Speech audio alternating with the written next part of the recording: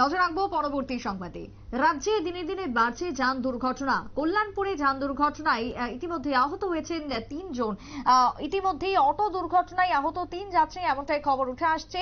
শুক্রবার দুপুরে কল্যাণপুর থানা এলাকার ফায়ার ব্রিগেড সংলগ্ন তেলিয়ামুড়া খোয়াই সড়কের উপর দুর্ঘটনাকে কেন্দ্র করে কি বক্তব্য উঠে এসেছে কল্যাণপুর থেকে, শুনুন।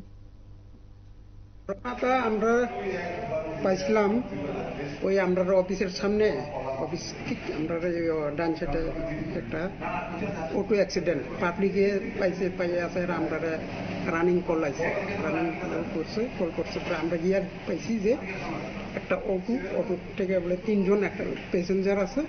ওই প্যাসেঞ্জারগুলো আমরা তারা এটা তুলে রেডি রাখছি পরে আমরা এটা কল্যাণপুর হাসপাতাল নিয়ে সোসাইটি সাথে। কি নাম তাদের?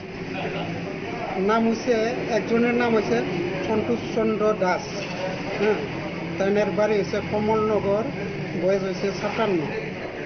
আর একজন আছে তোমার মাধবী দাস, তাইনের বাড়ি কমলনগরই, আর এইচ হয়েছে তোমার 46। একটা আছে জ্যোতির্ময় শীল, তাইনের বাড়ি কল্যাণপুর, 40 বছর বয়স। দমকল কর্মীর বক্তব্য আপনারা শুনলেন। আজকের দুর্ঘটনা ইতিমধ্যে কল্যাণপুর দমকল বাহিনী আহত 3 যাত্রীকে কল্যাণপুর হাসপাতালে নিয়ে যায়, যাদের মধ্যে ইতিমধ্যেই খোয়াই হাসপাতালে অনেককে উন্নত চিকিৎসার জন্য রেফার করা হয় বলে খবর উঠে আসছে। ছোট্ট বিরতির পর ফিরে আসবো, সঙ্গে থাকুন।